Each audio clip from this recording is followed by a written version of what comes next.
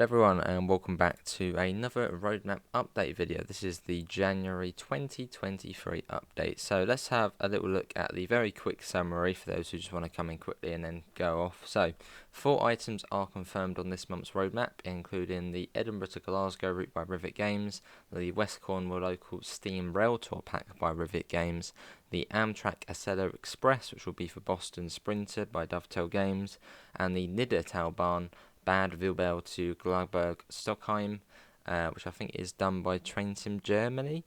The ScotRail Express, that releases on the 26th of January. And also we have Skyhook Games' next British route has also been added to the roadmap. Add-ons Manager is in its final stages before preparing to launch PlayStation. Good. The patch released on Monday containing Steam physics improvements, London commuter red light improvements and new freight services. Work to improve lighting timing on future routes, save games and more. Class 20 livery designer functionality has also been released, and Boston Sprinter is receiving a signalling and lighting update. So, the roadmap. Welcome to 2023. We hope you had a lovely and nice festive break and you're ready to go for another exciting year of Train Sim World fun.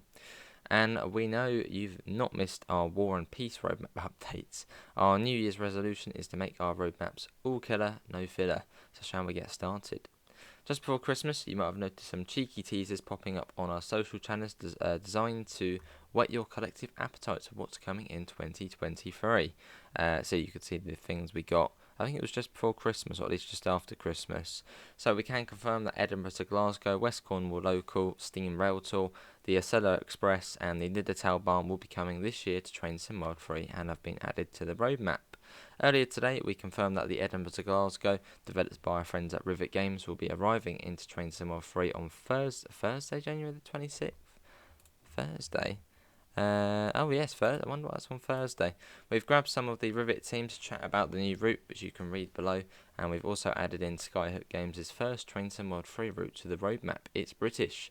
You can have that clue for free, and we'll provide more information, so you will when we're ready to share more details. But then, a bit weird, January the 26th, the ScotRail one's releasing. Usually it's a Tuesday, isn't it? Unless they've changed that again. On top of this, you can expect positive progress on our epic Add-ons Manager journey, a substantial update which hit earlier this week. So that's adding Class 20 livery designer functionality, improving Steam physics, red light improvements for the Brighton Mainline, implementing ambient light sensitive station lighting on Southeastern High Speed, and quick updates on lots of other things we're working on.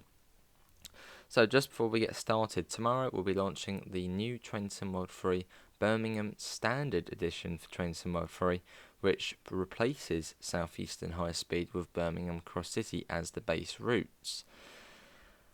Okay, so don't forget, if you own Southeastern High Speed or Spirit of Steam, you'll receive the extended Southeastern and Spirit of Steam for free. Cross City will of course remain available as a separate add-on. So what, it's completely being replaced, or is that going to be a whole separate standard edition? Not sure. Anyway, the ScotRail Express, Edinburgh to Glasgow. We are really excited to bring the second Scottish route to Train Sim World, and we are equally excited that our friends at Rivet Games, based in Scotland at the top of the UK, are able to help us bring it to you. We spoke to Jasper, community manager at Rivet, to find out a little more about the route and the much anticipated Class 385. So JD asks, hey Jasper, good to see you again. We are super excited for this. Why this route and this loco? So Jasper says, Edinburgh to Glasgow was one of the routes we've wanted to do for quite some time now. It's right at our doorstep, has a cool new train running on it, and also features many remarkable areas that we wanted to bring and now have into Train Sim World 3. And another question by JD. What have you learnt from your previous Train Sim World add-on releases when building a route? And Jasper says that we love the idea of going beyond what players expected gameplay-wise, so probably the TMS, the announcements. We started this on our Island Line 2022, where we opened up several areas for the player to walk into. And JD again, your last add-on was the last for Train Sim World 2. What has been the difference between developing an add-on for Train Sim World 2 and Train Sim World 3? And just says the lighting is drastically different. It presents a multitude of new challenges and different ways to work. And JD, in what period is the route set? The route is set in the here and now, which means you can experience a real true-to-life version in Train Sim World 3. And we've just got some extra screenshots as well. JD says, what was the most challenging part of creating this add-on?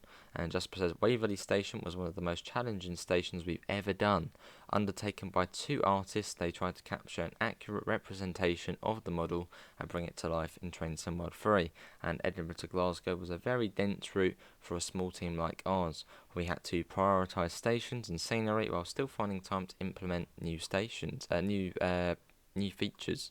JD says, describe the route in 3 words: detailed, authentic, Scottish. JD says again, what has it been like working with ScotRail? Working with ScotRail has been a pleasure. They're always quick, super helpful, and overall just nice people. And then JD says, Rivet Games are based in Scotland. How excited are you to bring our second Scottish route to Train Sim World? And Jasper says, very excited. So many of us have been using this route in real life, and rebuilding it in Train Sim World 3 was a super exciting experience. And then JD says again, this is your longest route to date, clocking in at 48 miles. What stations can players expect to stop at en route? And Jasper says the route is framed by 2 breathtaking stations, Edinburgh Waverley with its massive gates and metal roof structure, and the many open spaces at one end, and Glasgow Queen Street with its unique approach at the other end, and both feature a very unique and different architecture. In total, there are 10 stations along the way for you to discover. Are there any surprises in store in the scenarios for the route? And Jasper says, we always aim for interesting scenarios with unusual and challenging situations different from what's in the timetable services, but that would ruin the surprise. And then just what iconic landmarks can players expect to see when they are driving? I've already seen the screenshot, that looks beautiful. Jasper says, we've spent quite some time making sure the route features as many remarkable buildings and structures as possible. This includes the famous Edinburgh Castle, which is scenically lit at night times, the Scott Monument and many other scenes around Edinburgh, as well as the Avon Railway Viaduct, Murrayfield Stadium and the Edinburgh Tram, which actually works as an AI train, which is just bonkers. With the Online 2022, players really enjoyed the amount of exploring on foot they could do. Is there the same approach taken on this route? Yes, with Edinburgh to Glasgow, we've added even more in the walkable areas, sometimes hidden behind doors. Up the quality of our station interiors by a lot to make it interesting to wander around. Added usable elevators, oh my god, and interactive pianos. This is just crazy. There's definitely a lot to explore with this route. And how much of Edinburgh Waverley is accessible, platforms and concourse for instance. And you are able to explore the front half of the station with this release. This includes the 2 ramps going up to the street where you can enjoy the view onto the tracks from a custom platform. There's 1 working elevator and players can go over its iconic walkway, getting a perfect overview over the station. What collectibles can players expect from the route? We have a traditional ones like an Edinburgh themed poster, a route map, and 2 more traditional Scottish ones, a haggish plush you can put on a hat, and a suitcase that reveals a bagpipe once collected. And the iconic ScotRail planters, however, are not included as a collectible, so they're the ones from Cathcart Circle, but they are as a scenery object. And what is your favourite part of the BR Class 385? Definitely its iconic looks combined with the features it packs you'd expect from a modern train like this. And what was the most challenging part of creating the train? The overall layout of the train. There are many different layouts for individual coaches, which make working on the model difficult because we often need to remember that we need to apply that little change to all other versions as well. And then what unique features have you implemented into the 385? With the 385, we are bringing a working train monitoring system into Train Sim World 3 for the first time. That screenshot looks fantastic. From there, you can control a number of things. Our new announcement system, you can set from multiple categories if a certain announcement plays just once or more often. Look at that. Arrive at, this is your belongings. I mean, this is just what we've always dreamed of really on Train Sim World. Of course, we also kept the working guard panels we introduced with the Island Line 2022, and we added automatically setting blinds depending on the sunshine for the first class section of the train, which again is just smart. Will there be any tutorials for the loco? And of course, there's a tutorial on the training centre available. What physics considerations did you need to take into account for the loco? A big point with the physics of this train was that the dynamic braking power should be similar regardless of how many coaches you have, and so this is taken into account via the simulgraph by checking the weight of the train. There is also the blending of air to complement the electric braking. which will kick in to help reach the target deceleration or get the job done if you don't have much power, or any power. Cool, but that was Jasper from Rivet Games. They're also being interviewed by Dovetail JD.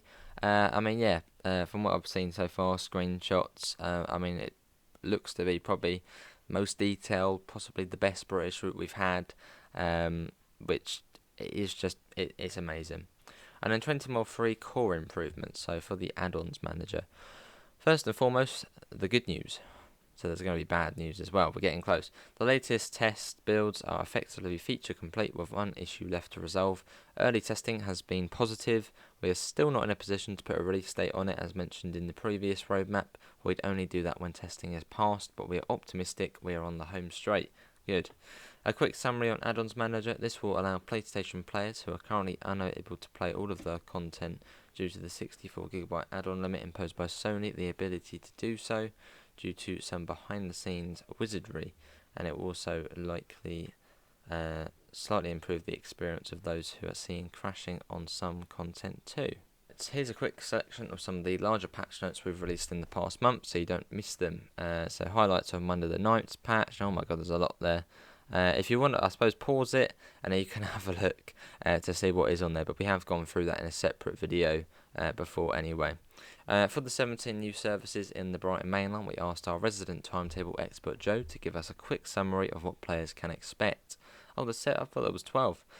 These are 17 new freight services, and some are multi-part that run through both night and day times, allowing players to explore new places such as Edinburgh.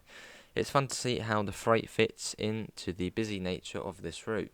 Many of the services have trains to follow, some even have time stops to allow trains to overtake. I need to find one of them. With such tight blocks in South London, following a stopper there can be quite the challenge. They also have slightly different paths to passenger trains, adding more services that run all the way from Clapham to Three Bridges on the slow lines via Red Hill. I haven't personally seen the effect on the existing passenger services yet, but I know 5 Bravo 90 is now affected by one of the new services, so there's a good reason to replay that one, and I will have to do that. There's also a variety of extra AI services to be seen around Clapham Junction, as well as less common aggregate train to be seen at Battersea Park. What a bloody legend Joe is, eh? There's been a couple of issues encountered by players, but there's now a post-release patch which should sort that out. And a quick note on some areas of the roadmap we don't have a substantial update for. So HST Livery Designer fixing the final couple of issues. Spirit of Steam AI SPADs. That sounds quite cool. We believe to have a fix and it's currently in testing. The red lights dispatcher core improvements currently ongoing. Incompletable achievements for the 187. The long first journey released for all platforms. Performance improvements. Continued incremental improvements coming in patches. Add-ons Manager should also help those experiencing crashes with lots of add-ons installed. Derailing improvements, the second of the 3 improvements that focuses on harsh braking, is currently ongoing and remains awaiting testing. And the third improvement related to couplers will be reviewed after the second is out. And then for the Train Sim 2 Preservation Crew releases, in a queue for an appropriate build. Peninsula Corridor improvements, they've identified a couple of issues in testing which will require us to fix them before we can get these out to players. And behind development, Boston Sprinter route upgrade. So time of day 4 and re-signalling. And time of day 4 is the Train Sim World 3 lighting and stuff. Teased before Christmas with the Acela, you might have noticed Boston Sprinter has received a bit of a facelift, upgrading the route to what you would call time of day 4 lighting, but also reworking the signalling on the route. We spoke to one of our artists, Adam, about the challenge associated with incorporating Train Sim World 3's lighting to the legacy routes, and Brandon, a community NEC subject matter expert who has been helping us re-signal parts of the route on how the updated system works. Right, here we go. Upgrading lighting and volumetric skies from Adam, the TSW artist. Upgrading a route to use the new Train Sim World 3 lighting system, which we call time of day 4, is an involved process that mostly involves retuning and adjusting all of the lighting of everything on a route. The first step is to switch the route itself over to time of day 4, which is a very straightforward process. However, from that moment the lighting on the route is now an invalid state. The reason for this is that the new physically based lighting system that is part of TOD4 uses significantly brighter light settings than the older TOD3 system, so anything that has an emissive texture or a light will no longer be visible. It's simply be too dark, so it will be ineffective. And there are a number of areas to go through, reviewing correctly. You just see the screenshots there. So lights, the obvious first pass is to go through all of the lights on the route, such as station lighting, street lights. These are the lights that actually cast light on other scenery. This will need all bumping up in their brightness significantly. Emissive textures. Frequently, lights are not simulated in the game using an actual light, because the nature of it is such that it's more for you to see the light than actually casts. Lights in the game engines have also no source as such. If you look at the light in your room, you can see the light shade or bulb is lit up in addition to the effect of the light on your room. In-game engines, there are two separate things. The lit up bulb would be done using an emissive texture, and the actual lighting effect on the room is the light itself. And another good example of this are headlights on trains. All of these will need boosting in brightness to become visible again in the new lighting levels. And then light baking. Tunnels and large covered stations are usually lit using a technique called light baking. These bakes will now need to be redone following the lighting changes over the route. It's a time-consuming process, but makes an enormous improvement to the quality of the lighting as well as the performance of the game in those areas. Without redoing the bakes, the lighting in these areas will look suddenly very different to the rest of the route that's using dynamic lighting. And then updated signalling. So this is from Brandon Cactus Juice. So happy new year everyone. I've been working very hard the past year resolving signal issues for Boston Sprinter, and I'm extremely excited to announce that these fixes will be available to you all very soon. It's been an amazing experience learning how to script signals for Train Sim World 3, and I'm hoping to carry that knowledge forward into future projects. So what can you expect when the signal fixes are pushed to the public branch? I'll break it down. So first, you will likely notice the changes to the progression of signal aspects on the slower areas of the route. The typical signal progression has been revised to a clear 1, 2, 5. Some of you will probably be able to make sense of that, but there's a little thingy there as well you can see.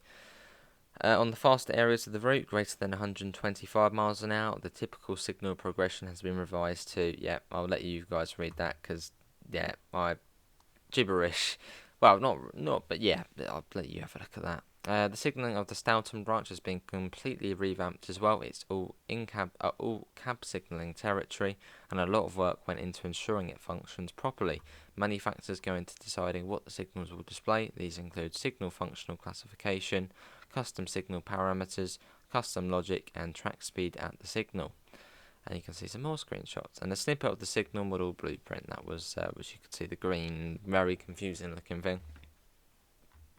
Next, you're likely going to notice that the aspect display unit and speed display unit now display the correct cab signal information in all situations.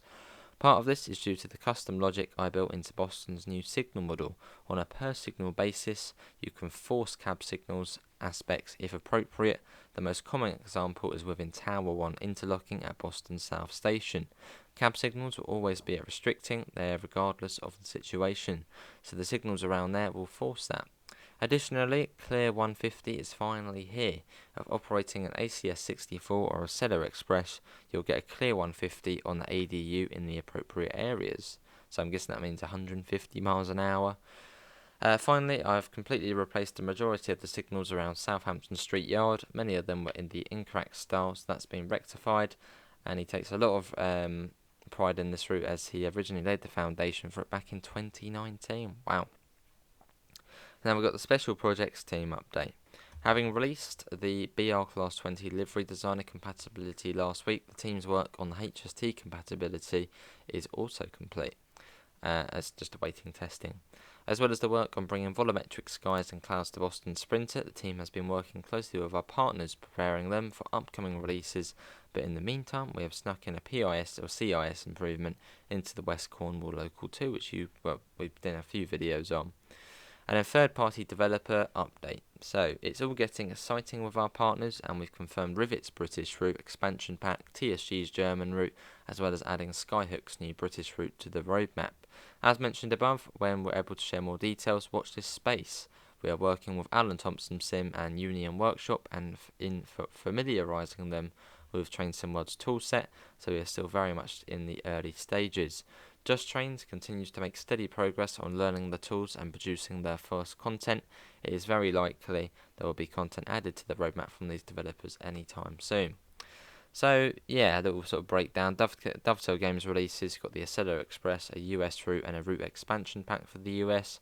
Partner program releases, Edinburgh, Glasgow, the West Cornwall local Steam Rail Tour pack, and just a UK route by Skyhook Games. The Dovetail Barn and the DBBR 420. Core features, add-ons manager, derailing improvements, red light dispatcher improvements, save game improvements, performance optimization, and Michelinist. You've got rush hour passengers for Brighton Mainline, will that actually ever happen? And Spirit of Steam manual farming functionality. And then the special projects team are working on, as we've said, HST livery designer functionality, Boston Sprinter route upgrade, 187 audio improvements, small update for Cathcart Circle and Hubstrecker at Hamburg Lübeck. A medium one for Rhymar Austin, 2022 Bakerloo timetable for Train Sim World 2. Oh, these are all Train Sim World 2 apart from the 187 and the Boston Sprinter. Just updates to various routes. And removed from the roadmap is the Holiday Express because it released. But yeah, that was a pretty long roadmap. Yes, but what did everyone think? Do put your thoughts in the comments below. I suppose the main thing there probably being Skyhook, then the UK route, and the other one, which was Rivet Games' new UK route. There probably are the main things there. But yeah, what did everyone think? Do put your thoughts in the comments below. Links can also be found in the description to the Discord, PayPal, merch store. Apart from that, I hopefully will see you in the next one. See you all and take care. Bye, guys.